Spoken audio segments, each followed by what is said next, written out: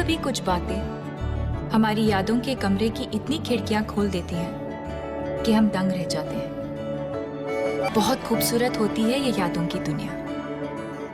हमारे बीते हुए कल के छोटे छोटे टुकड़े हमारी यादों में हमेशा महफूज रहते हैं। यादें मिठाई के डिब्बे की तरह होती है, एक बार खुला तो सिर्फ एक टुकड़ा नहीं खा पाओगे।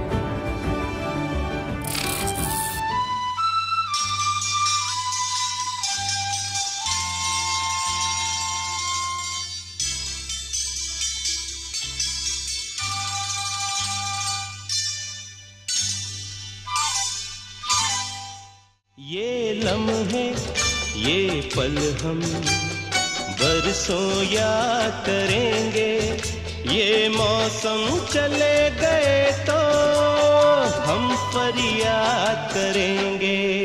ये लम्हे ये पल हम बरसों याद करेंगे, ये मौसम चले गए तो हम फरियाद करेंगे।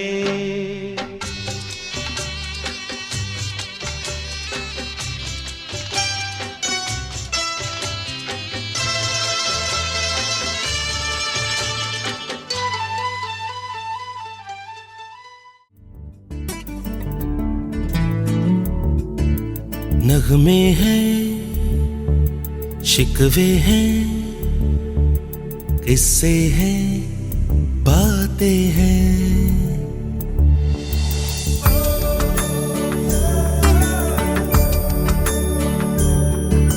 नगमे हैं, शिकवे हैं, किस्से हैं, बातें हैं। बातें भूल जाती हैं, यादें याद आती हैं। बातें भूल जाती हैं, यादें याद आती हैं। ये यादें किसी दिल जानम के चले जाने के बाद आती हैं। यादें यादें यादें।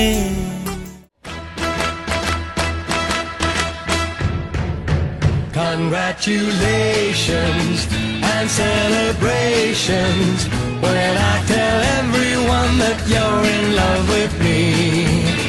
Congratulations and jubilations, I want the world to know I'm happy as can be. Who would believe that I could be happy and contented? I used to think that happiness hadn't been invented, but that was in... मैंने 86 में अपनी journey CS माले से शुरू करी थी और उसकी journey मेरी CWC के थ्रू शुरू हुई थी। तो मैंने 20 जनवरी 86 को यहाँ ज्वाइन किया। उसके बाद 11 साल तक मैं प्रोक्योरमेंट में रहा। सबसे पहले मैंने सरदार अजमेर सिंह जी के अंडर में काम किया और उनसे नोटिंग, ड्राफ्टिंग, लेटर राइटिंग कैसे सीखी जाती है, केसेस कैसे प्रोसिक्यूट किए जाते हैं, प्रोक्योरमेंट कैसे की जाती है, उनसे बहुत कुछ सीखा। मतलब काफ़ी टूर मैंने किए गुप्ता जी के साथ, धीरज जी के साथ, जी डी शर्मा के साथ। मतलब टूर पे काफ़ी इन्जॉय करते थे हम। टूर मेरे लिए एक नया था कि भाई टूर पे क्या होता है, जियो फिजिकल क्या होता है। मैंने वहाँ जाके काफ़ी कुछ सीखा और इंडिपेंडेंटली मैं वहाँ मशीन चलाना भी सीख गया था। और 1997 में फिर मेरा ट्रांसफ़र हुआ। 11 साल मैंने प्रोक्योरमेंट डिवीज़न में काम किया। 97 में मैं सॉयल 1 में आया, वहाँ पे कतुलिया साहब थे, उनके अंडर में काम किया। सॉयल में मैंने 27 साल, अपनी ज़िंदगी के 27 साल सॉयल में बिताए हैं। और सॉयल में मैं 2 लोगों का नाम जरूर लेना चाहूँगा जिनसे मैंने बहुत कुछ सीखा है। सबसे पहले बब्बर साहब, उन्होंने जो लैब टेस्टिंग है मैंने उनसे सीखी है कि लैब टेस्टिंग कैसे की जाती है। और दूसरी मैडम है जिन्होंने मुझे रिपोर्ट राइटिंग सिखाई है और कैसे पेपर प्रेजेंट किया जाता है और कैसे अपने आप को अपडेट रखा जाता है, इंटरव्यू में कैसे आपको फेस करना है, ये मैडम ने सिखाया है। जब मैं ARO था तो 2 दफ़ा उस टाइम रतन साहब डायरेक्टर हुआ करते थे। मैंने 2 दफ़ा DDO की पोस्ट भी संभाली और उस पीरियड में रतन साहब ने मुझे जिम्मेदारी और दी। पिछले 20 सालों से प्रोजेक्ट के जो बिल थे वो रेवेन्यू में कन्वर्ट नहीं हो पा रहे थे, कोई भी हैंड रिसीट बना के उसको सबमिट नहीं करता था। और हम लोगों ने मिलके 20 करोड़ रुपया रेवेन्यू अर्न किया CSMRS के लिए। 6 महीने, हमें 6 महीने जरूर लगे, पर 20 करोड़ रुपया हमने गवर्नमेंट को अर्न करके दिया। जो के बाद 3 महीने फॉरेन विजिट भी किए, मैं नेपाल भी गया, भूटान भी गया, बर्मा भी गया। उससे पहले 1998 में हमने एक IGS के थ्रू IGC कॉन्फ्रेंस ऑर्गेनाइज करी थी दिल्ली IIT में। मैं उन कॉन्फ्रेंस में, जिसके चेयरमैन प्रोफेसर T रामामूर्ति थे IIT दिल्ली से, तो मैं उस कॉन्फ्रेंस का ऑनरेरी ट्रेजरर भी था। वो रोल भी मैंने बखूबी निभाया। उसके साथ जब 2004 में प्रोफेसर GV राव हमारे चेयरमैन थे IGS दिल्ली चैप्टर के, वो भी प्रोफेसर थे IIT दिल्ली के, तो मुझे उन्होंने ऑर्गेनाइजिंग सेक्रेटरी बनाया और दिल्ली मेट्रो के ऊपर एक सेमिनार अरेंज करने की जिम्मेदारी दी। CSMRS में आज मैं 3 लोगों का बहुत बहुत शुक्रगुजार रहूंगा जो बहुत दूर से आए हैं। एक तो रावत जी आज चंडीगढ़ से ये फंक्शन अटेंड करने आए हैं, एक मेरी भांजी अमेरिका से, US से ये फंक्शन अटेंड करने आई है, और एक हमारे रुड़की के साथी UP गुप्ता जी जो डिप्टी डायरेक्टर हैं CLPC में, वो भी आज ये फंक्शन अटेंड करने के लिए आए हैं। 12 घंटे मैंने ऑफिस को दिए हैं। सुबह 8 बजे मैं निकलता था, रात को 8 बजे घुसता था, और बाकी बचे 12 घंटे, उसमें 7 घंटे सो गए, 5 घंटे में फैमिली को दे पाता था। पर कल से मेरे पूरे 24 घंटे फैमिली के लिए हैं। मेरी फैमिली भी खुश है और मैं भी बहुत खुश हूँ।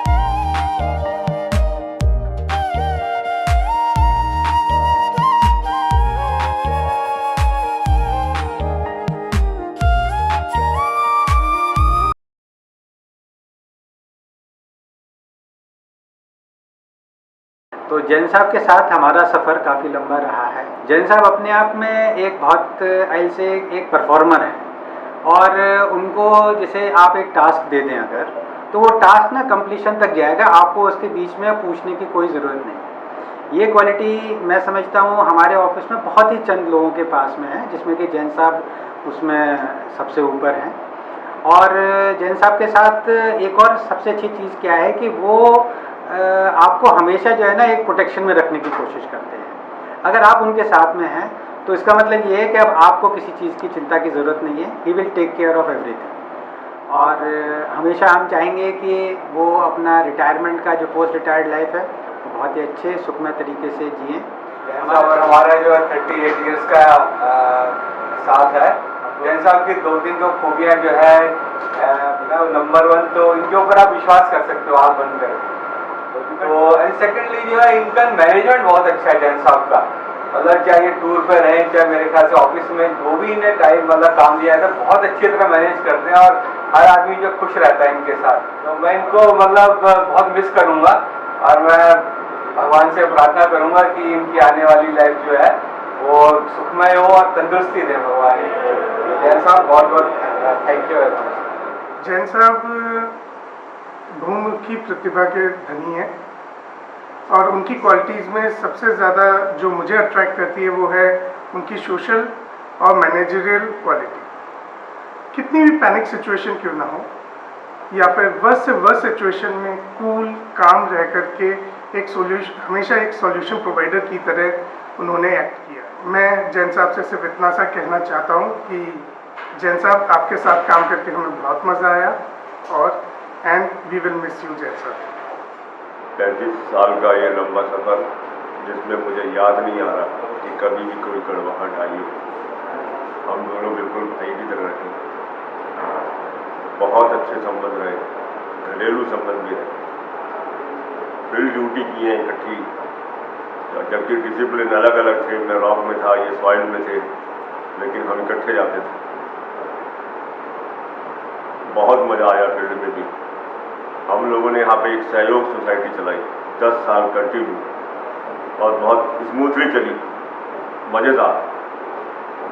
मतलब जो है कि ऐसी सोशल एक्टिविटी रही कि हर कोई हमें जानता था और मेरे ख्याल से जैन साहब के तो हर एक से अच्छे बहुत अच्छे संबंध हैं। मैं से समारस की 42 साल सदस्य रह चुकी हूँ। जैन साहब को 38 साल हो गए हैं। इनके बारे में ये बताती हूँ कि ये छोटों के साथ बहुत प्यार, बड़ों के साथ इज्जत, सबको लेके चले, सबको परिवार की तरह समझा है, सबकी इज्जत करी है और नौकरी के साथ, ड्यूटी के साथ ईमानदारी से रहे हैं।